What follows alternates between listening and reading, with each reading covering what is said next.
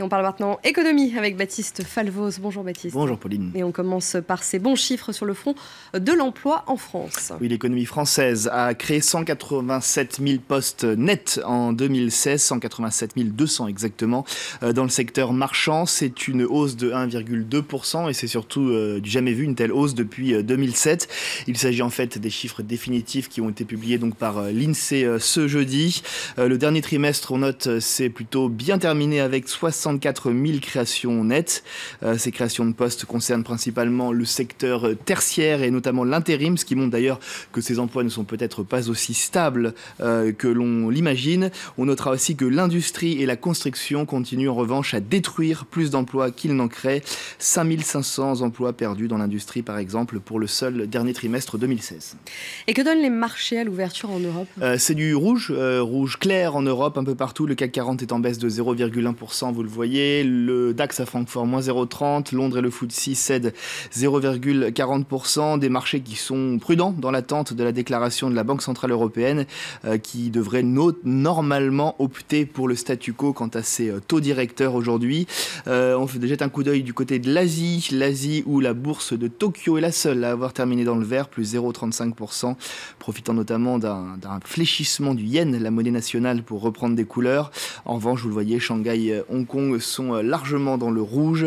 Ces deux marchés digèrent en fait de nouvelles données sur le front de l'inflation en Chine. La hausse des prix à la production a flambé au mois de février, plus 7,8% sur un an. Mais en revanche, elle ne se traduit pas sur les prix à la consommation qui se contentent d'un tout petit 0,8%. Et c'est une nouvelle qui ne plaît pas vraiment au marché. Et des marchés qui avaient été pris de panique hier avec la chute des cours du pétrole. Ah oui, la baisse a été assez foudroyante en une séance. Le cours du pétrole, celui qui est notamment coté à New York, le WTI, dont vous voyez ici la courbe, a chuté de 5,38%, tendance quasi similaire à Londres pour le Brent, des cours qui ont d'ailleurs atteint leur plus bas depuis 2017.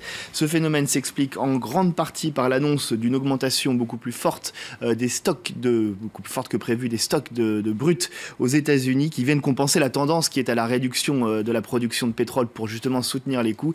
Et forcément, lorsqu'on voit que les États-Unis annoncent une hausse de 8 millions de barils la semaine dernière sur leur territoire, ça envoie des signaux contraires aux investisseurs. Et on passe à l'actualité en bref. En bref, en image avec Lee Jae-yong qui nie toutes les charges qui pèsent contre lui. C'est ce qu'a déclaré l'avocat du dirigeant de Samsung à l'issue d'une audience préparatoire dans un tribunal de Séoul ce jeudi.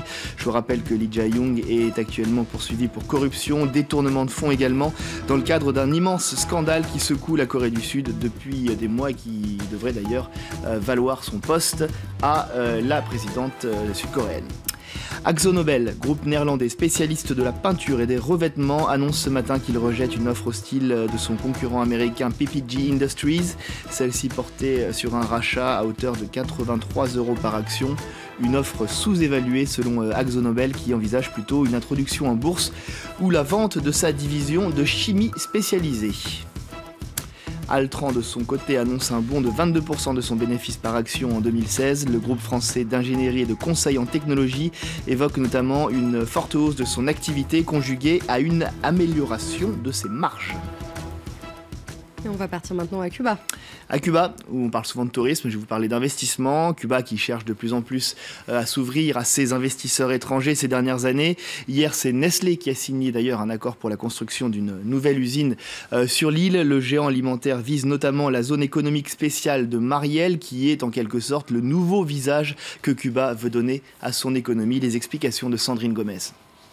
À La Havane, c'est l'heure de la pause pour ses salariés. Peut-être espère-t-il voir passer l'un des patrons, le vice-président de Nestlé, venu parler affaires autour d'une petite glace.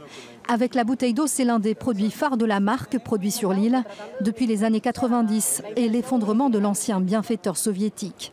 Mais aujourd'hui, le patron rêve surtout de biscuits et de café Nestlé made in Cuba. Le tourisme va être multiplié par 2 dans les prochaines années. Et aujourd'hui, la demande n'est que partiellement couverte par la production locale.